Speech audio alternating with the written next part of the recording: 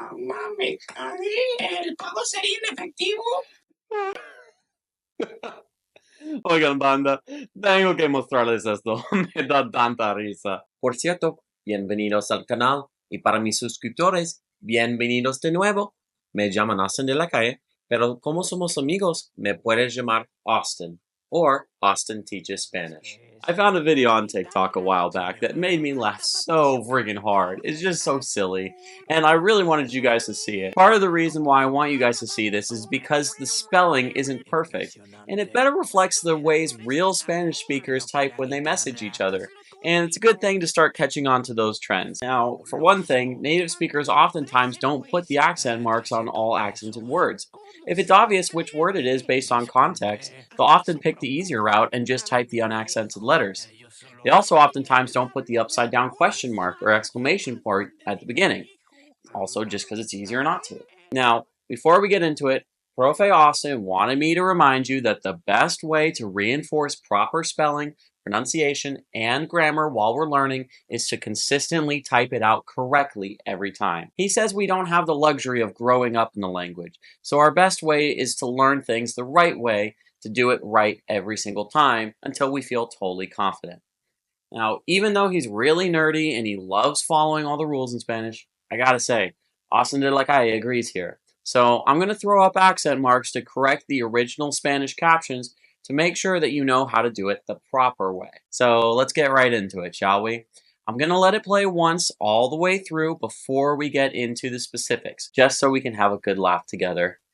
Vengo a empeñar a mi hijo. Señora, no puede empeñar niños. Se llama Patricio. Ayuda, me van a empeñar. Patricio, sé fuerte. ¿Cuánto ofrece? Señora, solo recibimos objetos de valor. ¿Qué insinúa? O sea, no aceptamos pingüinos. Pero este no es un pingüino. Entonces, ¿qué es? Una guitarra. Señora. Canta, Patricio, canta. Estas son las mañanitas. Como guitarra, baboso.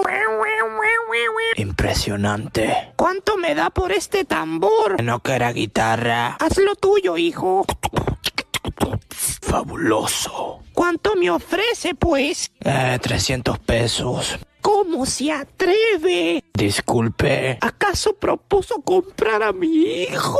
Yo solo... Debería de darle vergüenza. Yo jamás vendería a mi hijo. Mamá, me cagué. ¿El pago sería en efectivo?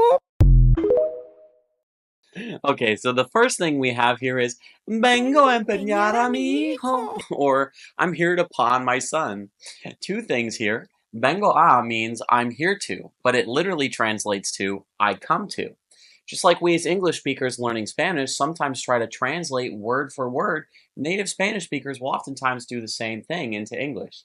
So if you're ever working and someone comes in who you think might speak Spanish based on their accent or appearance, if they say, I come to, that's pretty much a dead giveaway that they're a native Spanish speaker.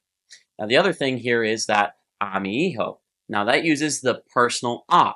This is a subject that I know Profe Austin is going to want to do a lesson on at some point. But in short, when we list a specific person or animal as the object in a sentence affected by an action, we have to use that personal a. It basically means we're talking about a specific person, but it always goes just before listing that now.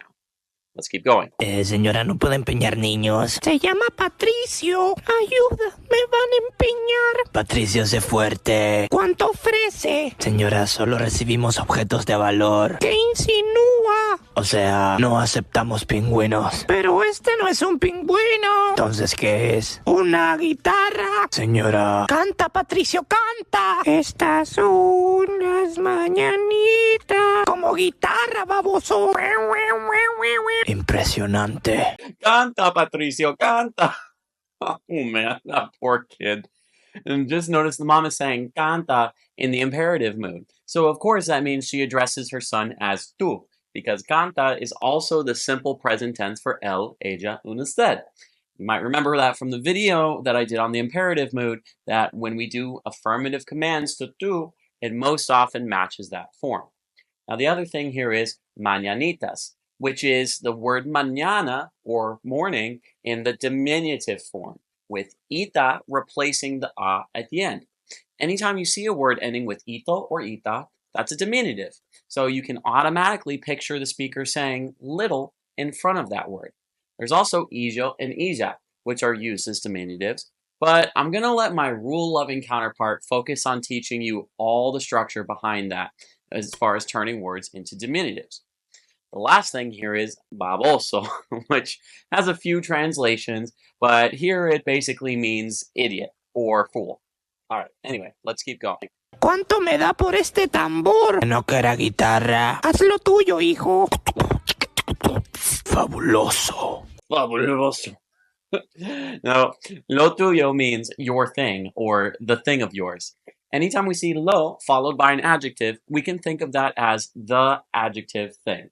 So, lo bueno is the good thing, and lo triste is the sad thing. ¿Cuánto me ofrece, pues? 300 pesos. ¿Cómo se atreve? Disculpe. ¿Acaso propuso comprar a mi hijo? Oh man, acaso is such an interesting word in Spanish. It basically means perhaps when used in a sarcastic way, like acaso no lo ves, to say perhaps you don't see it. But it's basically asking the listener, don't you see it? Acaso can also be paired up with por si to give us por si acaso, which is a phrase meaning just in case. Okay, let's wrap this up. Yo solo... Debería de darle vergüenza. Yo jamás vendería a mi hijo. Mamá, me cagué. ¿El pago sería en efectivo? Oh man, that ending gets me every time. Well, folks, that's all I've got for you today. Like if it was worth your time, and make sure to comment with any suggestions. Hasta la vista!